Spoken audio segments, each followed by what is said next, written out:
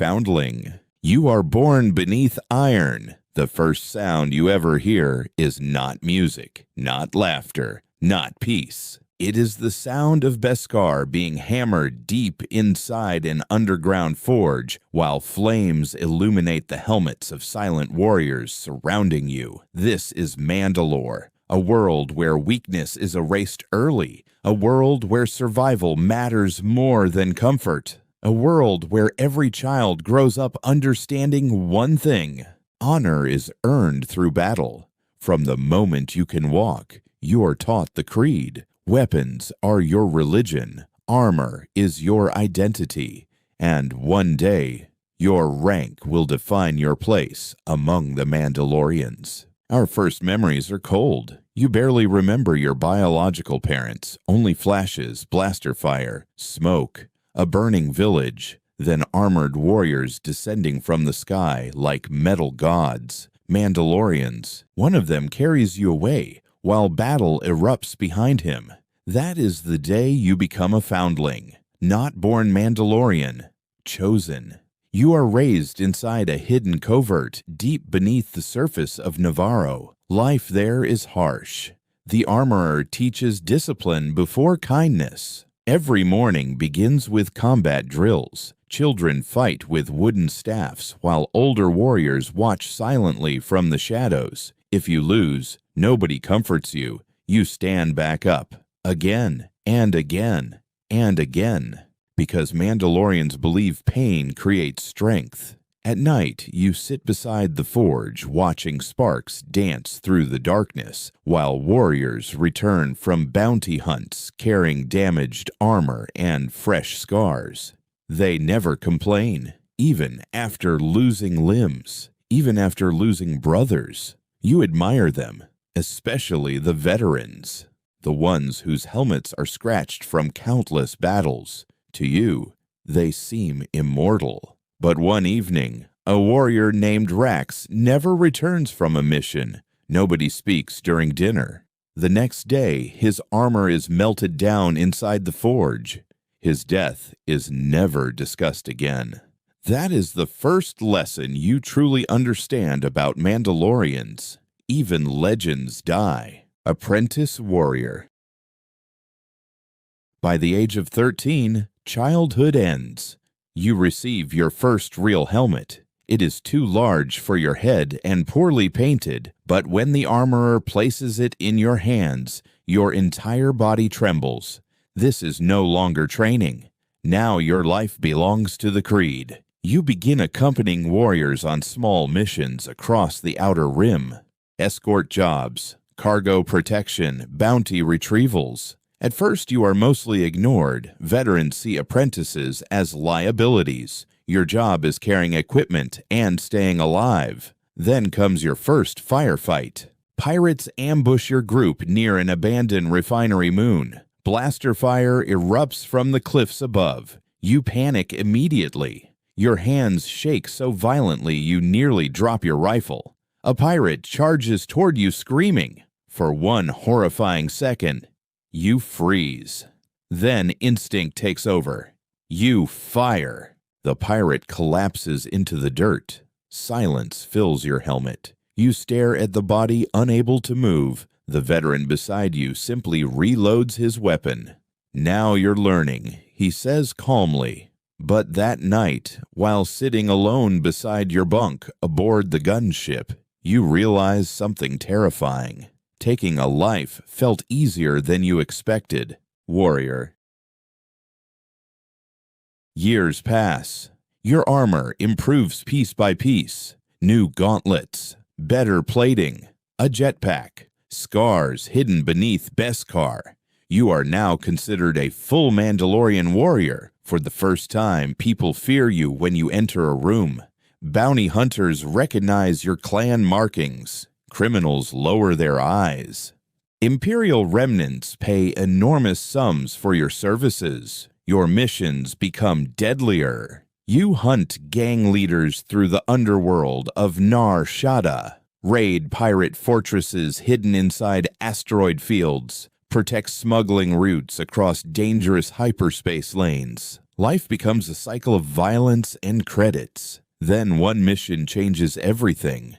Your clan is hired to eliminate a rebel informant hiding on a remote colony. You track the target for days. When you finally corner him, you discover he is just a terrified old man protecting his family. He offers no resistance. Your squad leader orders the execution anyway. Contracts are contracts. The old man's granddaughter hides behind him crying. Your finger tightens around the trigger, but suddenly you hesitate. And for the first time in your life, you question whether honor and obedience are truly the same thing. Death Watch Soldier.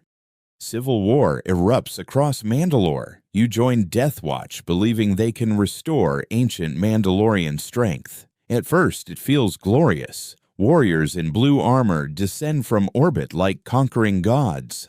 Villages surrender immediately. Enemies fear your symbol. Your commanders speak constantly about honor, tradition, and restoring Mandalore's greatness. But slowly, you begin seeing the truth. Death Watch thrives on conflict. Leaders manipulate warriors using pride and hatred. Anyone questioning orders is labeled weak. Then comes the massacre. A neutral settlement refuses to support either side in the war.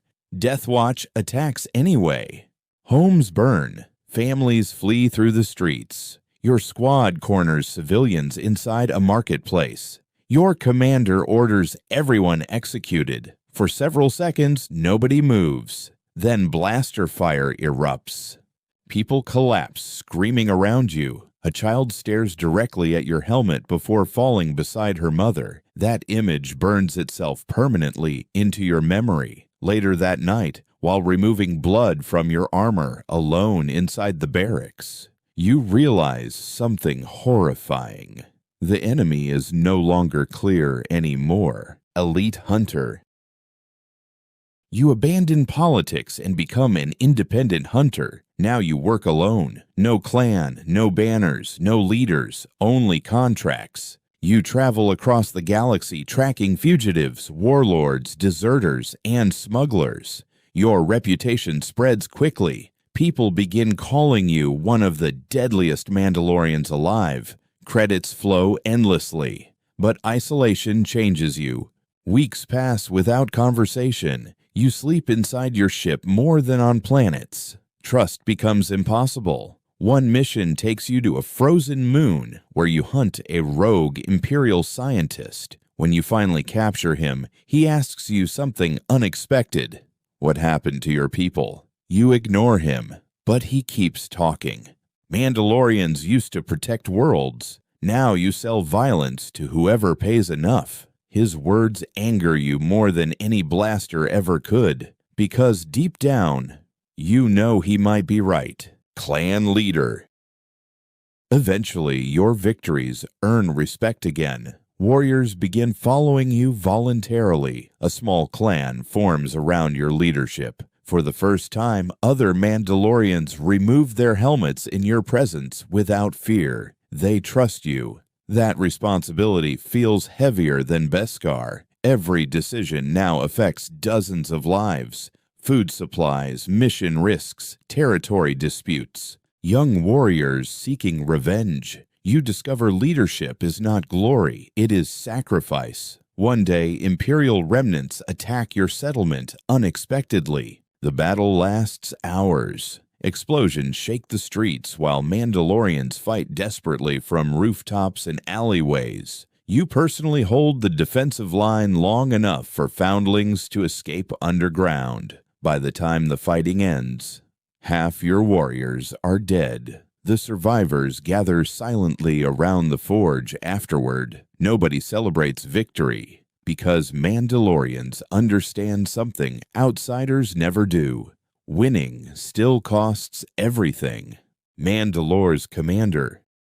Years later, Mandalore begins unifying again. Different clans finally realize endless division nearly destroyed their civilization. You are chosen as one of Mandalore's commanders. Now you oversee fleets, armories, military operations, entire sectors. For the first time in your life, you witness Mandalorians fighting together instead of against each other. It feels impossible, almost unreal. Then the New Republic attempts to interfere with Mandalorian territory. Tension rises immediately. Some commanders demand war, others demand diplomacy. You stand inside the War Council watching old rivalries resurface all over again, and suddenly you understand the burden every leader before you carried. Keeping Mandalorians united is harder than defeating any enemy, because Mandalorians fear weakness more than death itself. Keeper of the Creed.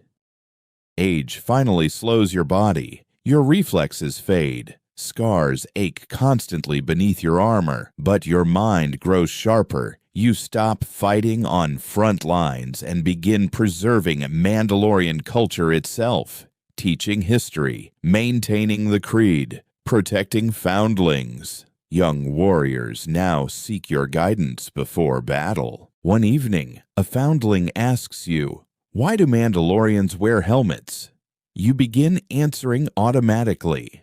Then stop, because after decades of war, loss, loyalty, betrayal, and survival, you realize the helmet was never truly about hiding identity. It was about becoming part of something larger than yourself. A people, a legacy, a promise stretching across generations. For the first time in many years, you feel peace. The last warrior. Eventually, your final battle arrives, not against Sith, not against Jedi, not against the Empire, against time itself. You stand alone outside a Mandalorian settlement at sunset while foundlings train in the distance. Their armor is cleaner, their laughter louder, their future brighter than yours ever was. A young warrior approaches and asks if the old stories about you are true. You look toward the horizon silently. You remember the forge, the wars, the clans, the betrayals, the victories, the countless dead. Then you answer quietly. No story survives unchanged. The warrior nods respectfully before returning to training. As the twin suns disappear beyond the mountains, you remove your helmet slowly. Cold air touches your face for the first time in years, and somehow, you finally understand what being Mandalorian truly meant.